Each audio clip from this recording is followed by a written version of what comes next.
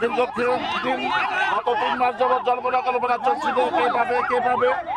আলহামদুলিল্লাহ আজকে সেই জল্পনা শেষ হয়েছে, জল্পনা কল্পনা, এবং বিজয় আসবে, ধানের শীষের বিজয় আসবে খেজুর গাছে ইনশাআল্লাহ। বিএনপির বিজয় হবে, জমিয়তের বিজয় হবে।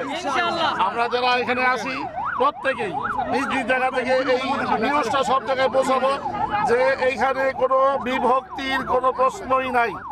এখানে স্থানীয় বিএনপির যত নেতৃবৃন্দ আছে প্রত্যেকের প্রতি আমাদের শ্রদ্ধা আছে এবং সকলের দোয়া নিয়েই মাঠে নামবো। আজকে প্রথম দিন আসলাম, সালাম জানালাম, এখন তাদের কাছ থেকে ইনশাআল্লাহ দোয়া নিব, তাদেরকে সাথে নিয়ে মাঠে ময়দানে ইনশাআল্লাহ চষে বেড়াবো এবং ভোটারদের দ্বারে দ্বারে বসবো। আপনাদের সহযোগিতা কামনা করছি। কেন্দ্র তার নির্দেশনা যথাসময়ে জানিয়ে দেবে।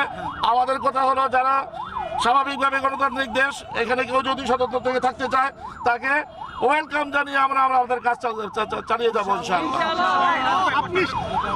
শুরুতেও আসি, মাঝেও আসি, শেষেও থাকবো ইনশাআল্লাহ।